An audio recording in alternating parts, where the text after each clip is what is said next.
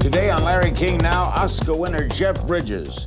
The dude opens up about an illustrious career. They can't typecast you. Just before that, I was the dude, you know, so to go from the dude to the press, you know, that's pretty cool. I dug that. Gives me a lesson in the art of Zen. Bowling is a lot like Zen in the art of archery. You know, before you even throw the ball, the pins are down. It's how your mind is set. Plus, So you're sitting there, you know, paying attention to your breath, and here comes a thought. I'm gonna sit here with Larry King. Oh, I wonder what tie he's gonna wear. I wonder what color his suspenders are. Oh, no, go back to your breathing, you know. all next on Larry King Now.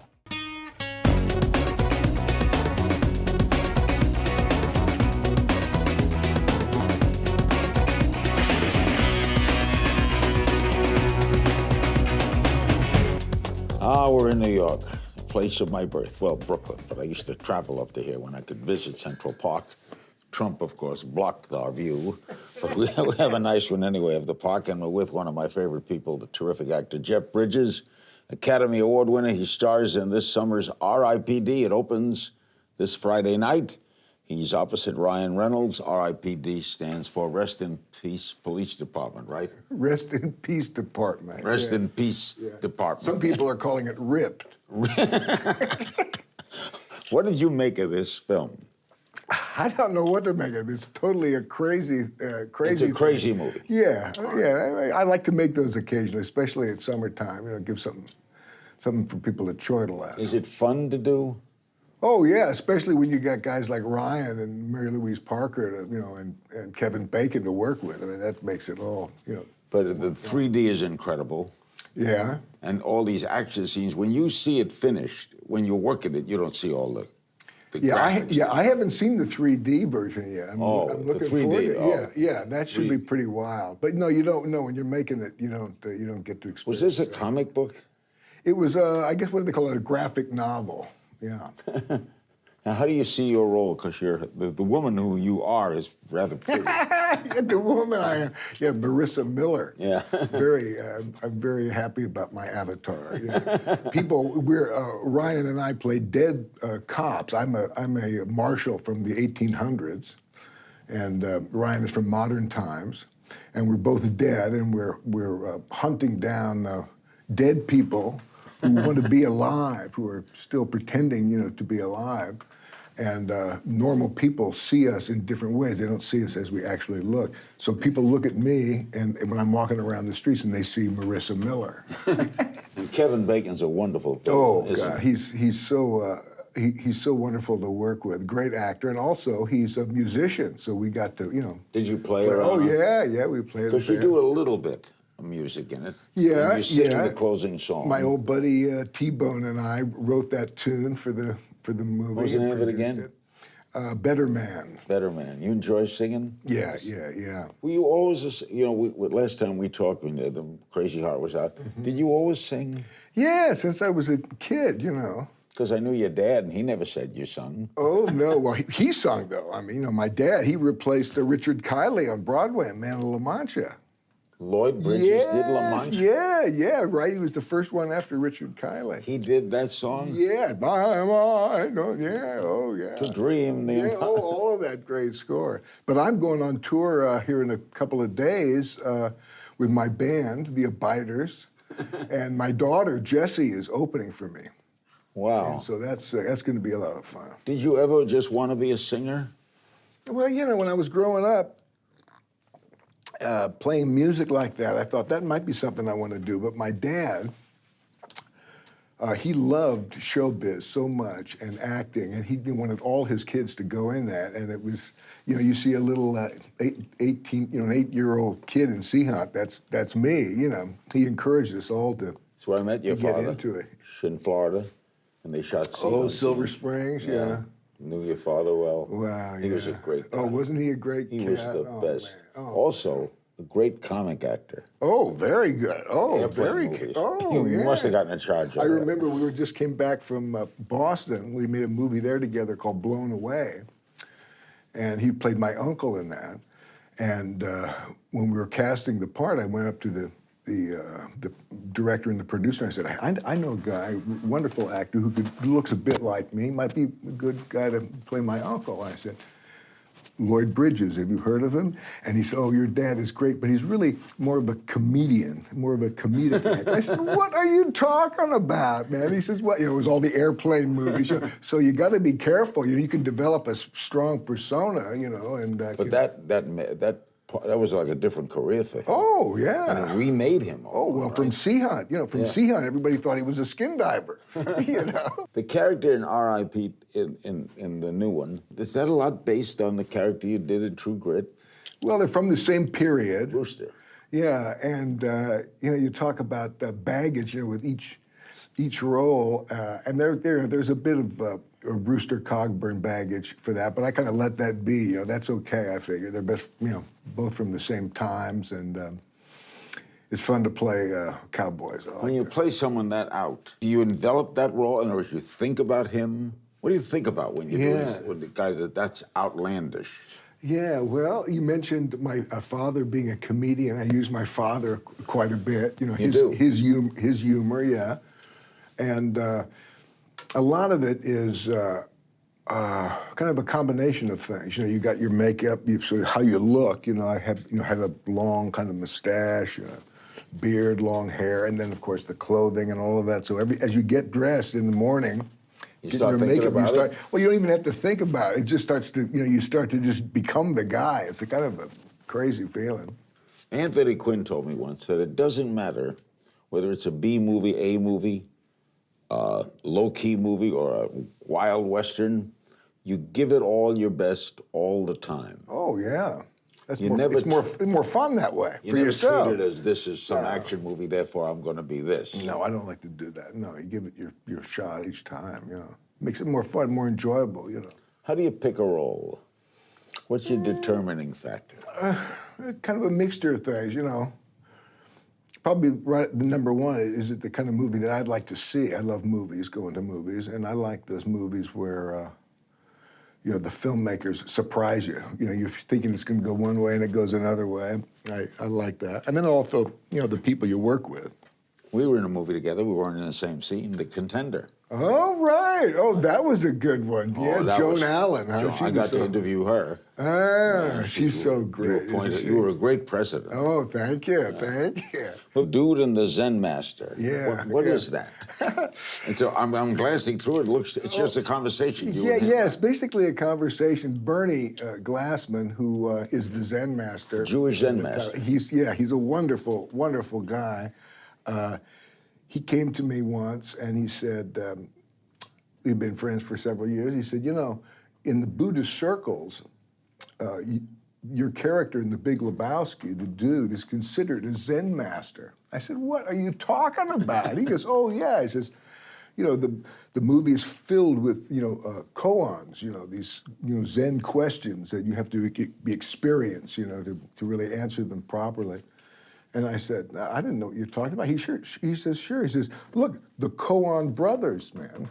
I say, oh, come on. And so he says, hey, let's write a book about that. I want to bring some of these, Zen ideas into modern day. And so I said, okay, sure. So we went up to my place in Montana, and we put down this book. Now, how do you know Bernie Glassman? Met him at a dinner party. I sat between Ram Dass, do you know who Ram Dass is? Be Here Now, and Bernie. And that's where it struck up. And we just we kind of hit it off right there and had a great time. Definition: what is Zen? What is Zen? Very good. Hi, Larry. What is Zen? I do not know, Larry. Maybe that's it. Not knowing. Just being open. You refer to my dear friend Jackie Gleason in the book, right? Yeah. Oh God. Yeah. And Art Carney. Well, Art Carney is this. Let's see if I can make this kind of truncate the story a little bit. When I'm doing Lebowski, and by the way, the dude who loves bowling, you never see him bowl in the movie. That's right. But originally we were supposed to do some bowling. We had a bowling master come teach us. And I was wondering how the dude might prepare to bowl. Remember Art Carney when he would prepare, he would pick up that water and he would he would, prepare himself, Address the ball. Yeah, address the, like to sign something, and Jackie Gleason was, sign the paper, And so I told the guy this, and he says, and he had an assistant with him who started to laugh hysterically. And I said, what's going on? He goes, no, I can't tell you. I said, tell me what's going on. And the bowling master finally said, well, bowling is a lot like Zen in the art of archery. Before you even throw the ball, the pins are down. It's how your mind is set, with the cocking of the hand, which is very much like Norton, Right. What that was. So I said, yeah, so what happened? He says, well, I would get up there and I would, do my thing. This is in a big tournament, until all the guys on the bench would say, throw the ball, And I said, well, what happened? How did, what went down? He says, it would literally take me sometimes 5 or 6 minutes before I could throw the ball, and it was really a problem. And I went to a shrink, and I, worked it out, fine. I said, so what do you do now? He says, I just throw the ball. You'd have loved Jackie. Oh, Jackie God. What Jackie a master. was a mentor to me, and he was a great man. You'd have loved him. You'd have loved him. Oh, man. I used to watch him all of the time. I bet you have some great stories about him. Huh? A God. million stories about Jackie. And a lot of that was improvisation. Yeah, wasn't it? yeah. And he never, you'd appreciate this, he never rehearsed the scene. But he had a guy built like him who did all the rehearsals, and he would watch that. He would watch a little tape of it. And so he would do all the movements. So when you did a Honeymooners, the first time Carney walked in, the first time he saw Jackie was on the set doing the show live. Isn't that what And fresh? He'd play off that. God, what a cast that And was. someone too, asked the him three once, of them. how did you find that, like I asked you about earlier, finding that scene? He said, it's called acting. Oh, he was a master. Man. Being Zen is though living in the present, right? Yeah, that's a good. Yeah, there you go. Are you a Zenist?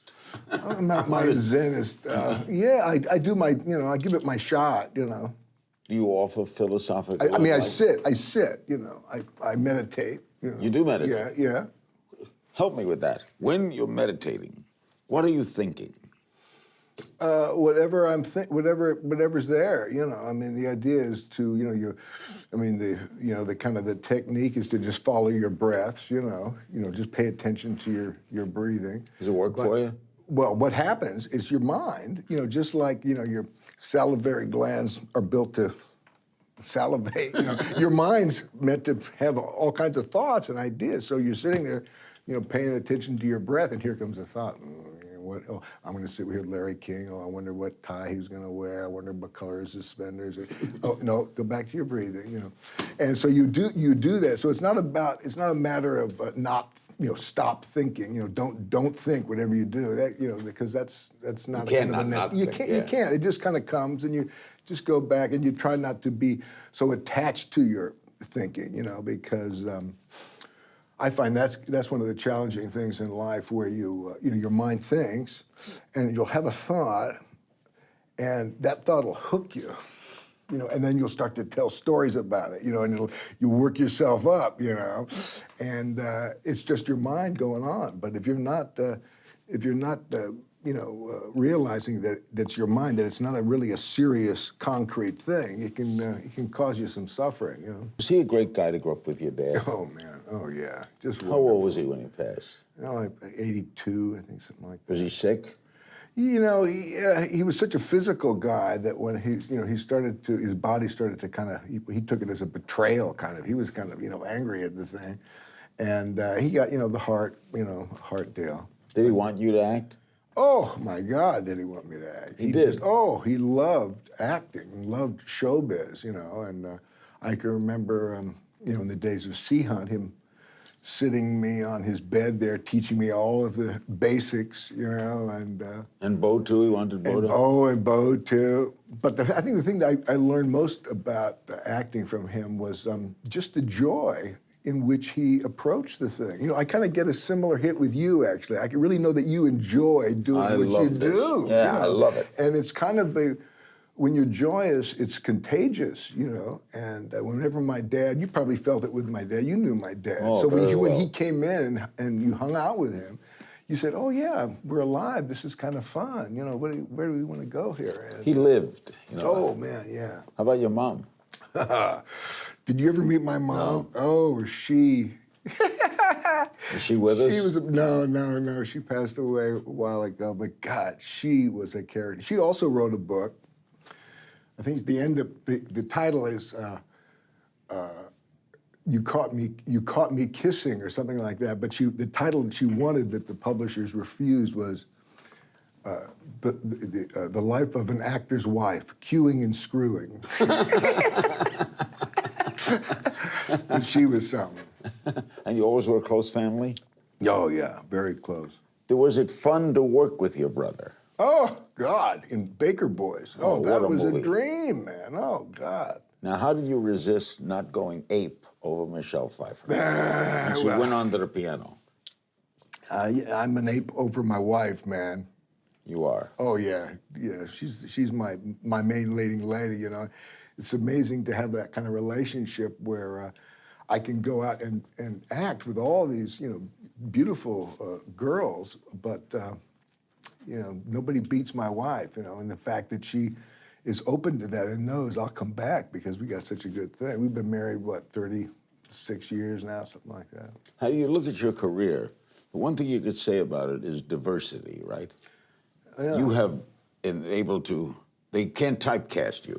I tried to do that, because as we were talking before, my father kind of struggled with that, with Sea Hunt. People thought he was a skin diver, which is a wonderful compliment, but he got typecast, and those are the kind of roles he kept getting offered. So I took a kind of a cue from that and really went about trying not to develop too strong a persona. So you mentioned Contender. Yeah, The Contender. I love The Contender. Just before that, I was the dude. So to go from the dude to the press, that's pretty cool. I dug that. I love the great scene, The Contender, when you confront that pompous ass. Oh, Gary Oldman. Oh, that thinks he's him. Then the guy who's going to be vice president. Oh right? yeah. Oh right. Yeah. They're going to arrest him, and you order food first. Yeah. That's great, well-written script. Yeah, very good. Do you have a favorite role? Not really. This is kind of like your kids, that old corny thing the actors say. I really have such a good time doing each one. It's usually, the freshest one in my mind, the last one. Have you done another one since R.I.P.D? I did one that will be coming out next year called The Seventh Son. What's that about? Oh, I play a witch hunter in the Dark Ages. You go around. Oh, you do Thor too, right? Yeah, no. What was that one? Oh no, Iron Man. Iron Man. Played the bad guy in that. I got to be bald in that. You love all that, right? Yeah, it's fun. True Grit had to be fun. Oh well, there you're working with the masters. The Coen brothers. They're insane, right? Are they insane? No, No, they're not. no, Their they're movies very are sane. insane. Yeah, they're movies, but working with them, they're very, very cool. There's not too much, phonetic joking around or anything. No? It's very kind of straight. They're not, somber by any means. Anyone you want to work with, you haven't. Like Woody Allen. He would be wonderful to work with. I mean, all the wonderful, great filmmakers and actors. I'm up for it. How do you explain in a Hollywood age the longevity of the marriage? Well, probably one thing is the example that my folks, went through. They were married right up to the end. They met at UCLA and fell in love, and lived till my father passed away. We're married. And maybe it's, maybe the key, and I've said this before, but it seems to, pop into my mind. The key is not getting a divorce. Just going when you hit that wall, when you hit that wall. How do you get through that? Well, that's like, there's a Buddhist kind of practice that I'm working on called Lojong. When those tough things happen, those are really kind of gifts. They're really opportunities to expand, and to open your love and try to, get more intimate with your spouse. Go to it. Go to it. Yeah, that's right. Still involved with ending childhood hunger? Oh, yeah, very much so. I'm involved with a wonderful organization called Share Our Strength. And we talked about that last time. Yeah, they have a campaign called No Kid Hungry. And the summertime is particularly important for kids who are struggling with hunger because they get most of their meals at school, and when school's out, so are the meals. And there's a great texting program to let families who are struggling with hunger know where these summer meals are being served. And if you text food to 877-877, text food to 877-877, you can find out where a meal site is in your area. Important. We have some social media questions for you. Donna McGraw on Instagram. What was it like to work with your father and brother in Sea Hunt? I didn't work with Bo in Sea Hunt, but whenever I worked with my family, it was, just so great because, we're all coming from that same source. My dad, who was our teacher, so we had the same kind of style, and I loved working with my dad in two films, Blown Away in Boston and Tucker. Oh, I love it. And Tucker was so great because, there's a certain aspect to acting that's kind of like advanced pretend. When you were a kid, you pretend. And Francis Coppola has a lot of kid in him, too, and created a wonderful environment. And Tucker was an underrated movie. Oh, it was a lot of fun. But we played together, it was wonderful. Holly Medarlio asks, was there any competition with your brother in regards to your careers? No, it's kind of like being on the same team. We're always rooting for each other, And Bo, right next to my dad, he was my mentor. He, taught me all kinds of acting stuff, and we worked together. What motivates you every day?